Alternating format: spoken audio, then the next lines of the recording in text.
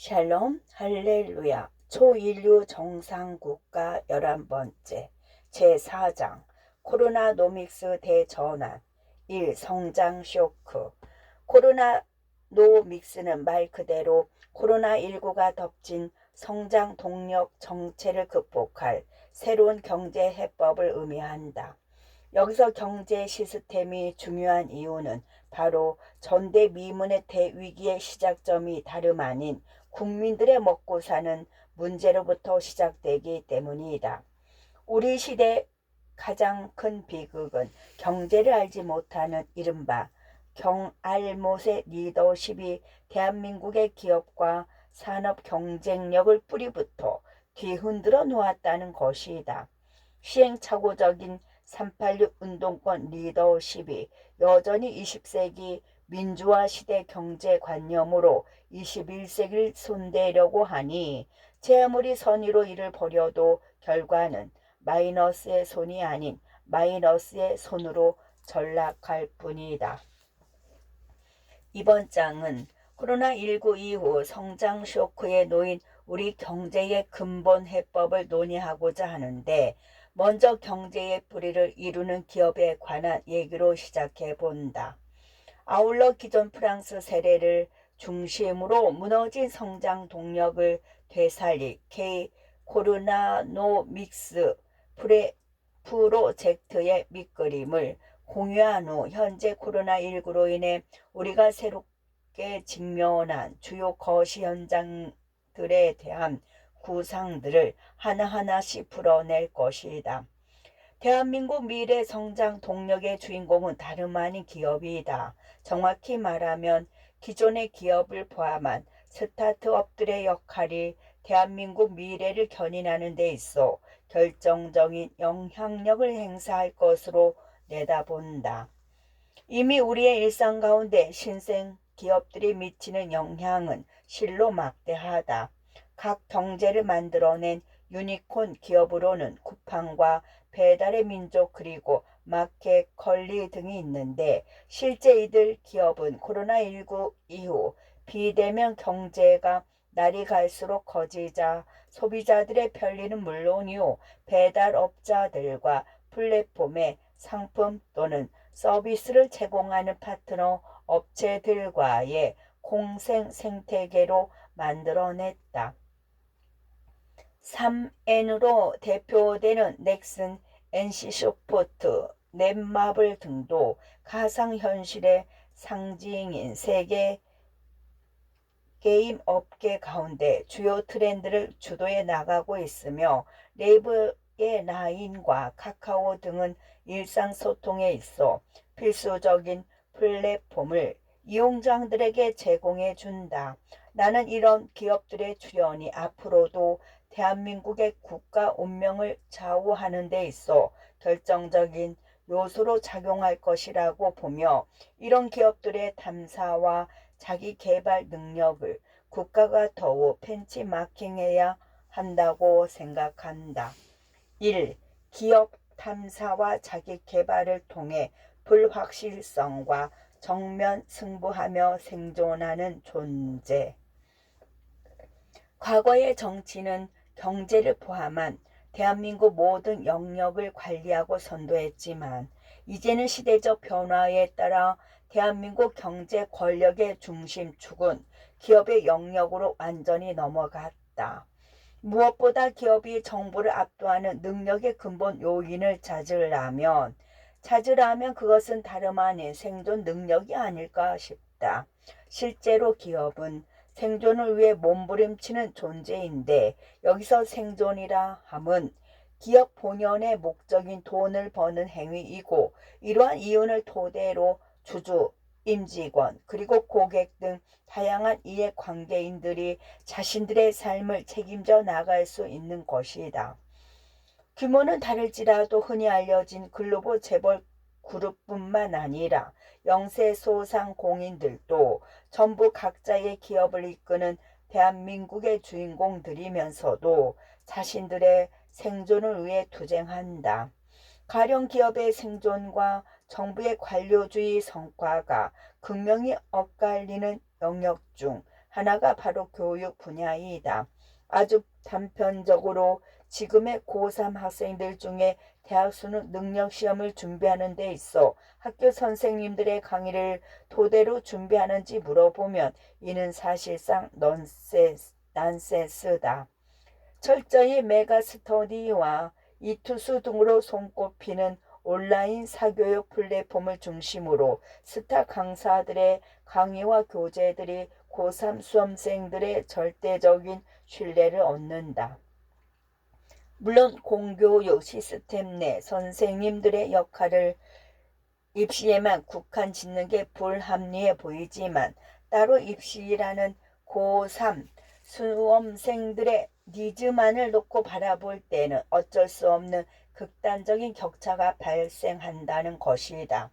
여기서 가장 중요한 것은 수험생들이 필요로 하는 입시 콘텐츠는 학교 선생들의 생존과는 별 관련이 없는 반면 온라인 입시 플랫폼 내 스타 강사들의 생존과는 직결된다.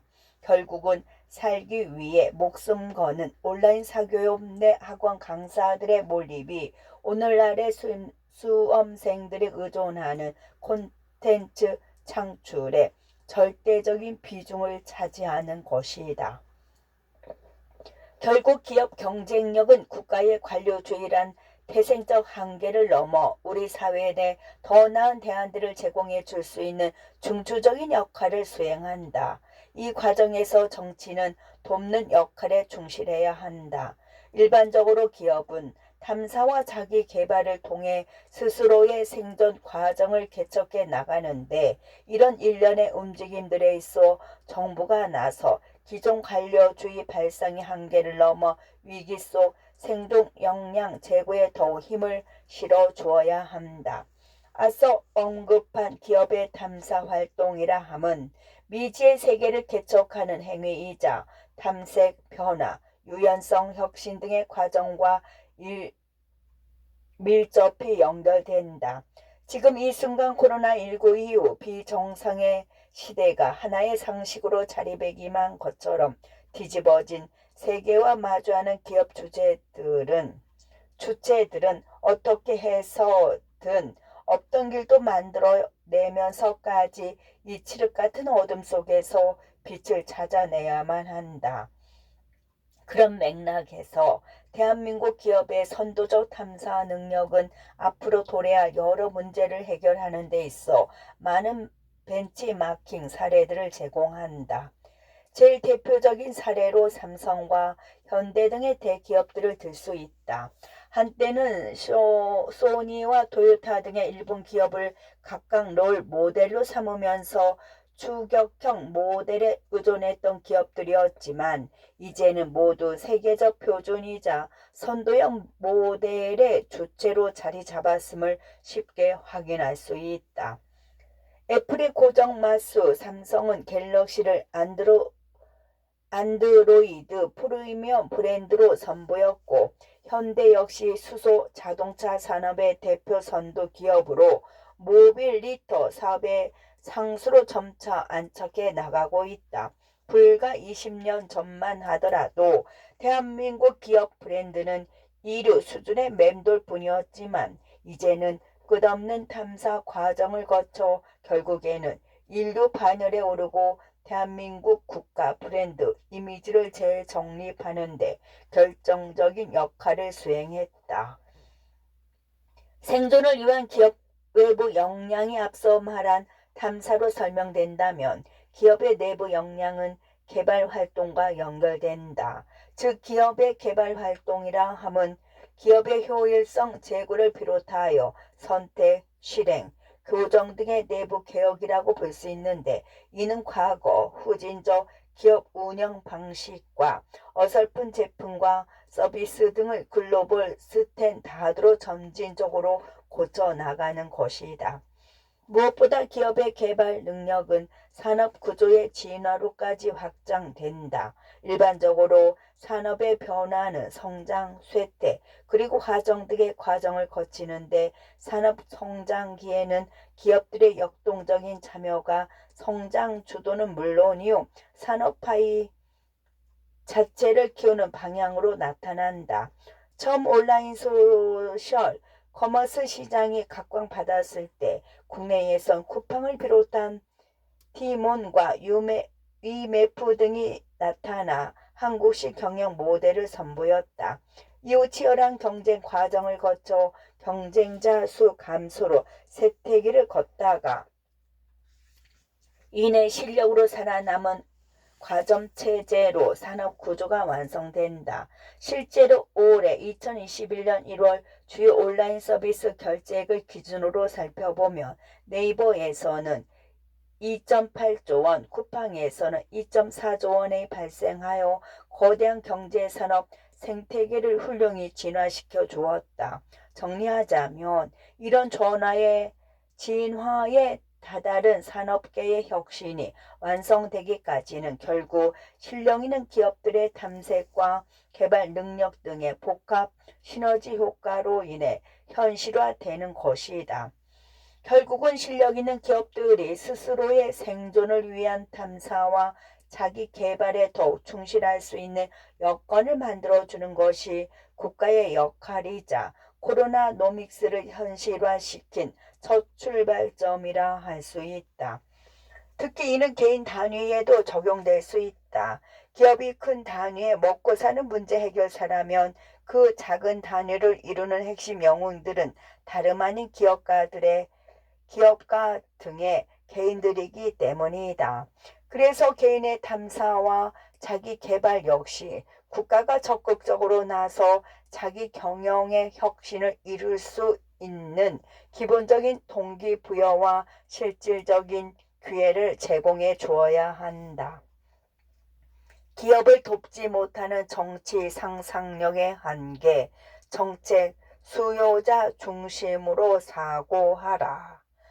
문제는 시대적 관성에 갇혀 새로운 발상과 비전을 제시하지 못하는 대한민국의 정치 상상력 부재이다. 산업화 신화에 갇혀 꼰대를 자처하는 그룹이나 민주화 성공 소토리에 도취되어 의인 콤플렉스에 빠진 그룹 모두 새로운 시대에 걸맞는 정치적 해법과 비전을 제대로 보여줄 수 없다. 특히 기업과 개인을 맹목적인 규제 대상으로 바라보는 관리주의의 오만이 무너져야 한다. 위대한 국민들이 스스로 무엇인가를 해낼 수 있는 발판을 마련하는 데 있어 철저히 수요자의 입장에서 사고해야 한다는 것이다. 정보 실패가 만연한 이유는 관료주의 그 자체의 비효율성이 있지만 공급자인 자신의 관점에서만 해결책을 제공하려다 보니 문제의 본질을 파악하지 못하기 때문이다. 당시 교육의 문제를 예로 든다면 우리나라 교육부는 학부모들의 욕심을 규제 대상으로만 바라보지 이를 충족시켜줄 만한 동기나 대안들을 전혀 마련해 주지 못한다. 자립형 사립고와 특목고가 그토록 사교육 부담을 가중시켜 없앤다고 하지만 정작 대한민국 학부형 중에서 자기 자식 좋은 학교 보내고 싶지 않은 사람들은 단 한 명도 없을 것이다. 이미 문재인 정부 내 평등 교육을 외치는 사람들의 몇몇만 보아도 항상 자기 자식만큼은 예외적이다. 국민들에게는 보편의 공정과 평등을 강요하지만 이미 자신들의 욕망은 다 충족시킨 후이니 위선도 그런 위선이 없다. 제일 중요한 것은 수요자의 입장, 즉 먹고 사는 문제의 주체인 기업과 개별 국민의 시선에 정책 시선을 맞추는 정치적 상상력의 발휘와 겸손함이라는 것을 알 수 있다. 그래서 국가는 내부적으로 관리에, 외부적으로는 세일즈에 집중해야 한다. 여기서 내가 말하고자 하는 코로나노믹스 프로젝트의 핵심은 대한민국을 스타트업 네이션으로 화려하게 탈바꿈시키는 것이다.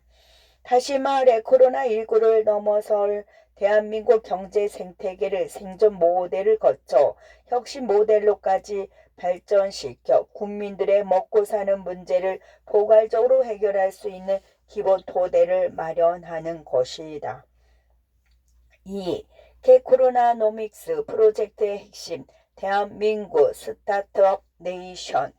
대한민국 스타트업 네이션의 목표는 4차 산업 관련 혁신 스타트업들을 많이 만들어내고 유니콘 기업으로 집중적으로 육성시켜 정기적으로 양질의 일자리를 창출하는 것이 핵심이다.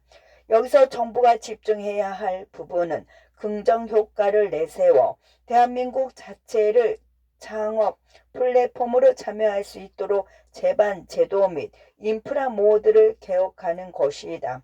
긍정 효과라 함은 갈수록 글로벌 도시와 선진국 등으로 기술, 자본, 인재 등 쏠림 현상이 가속화되는 배경과 맞닿아 있다.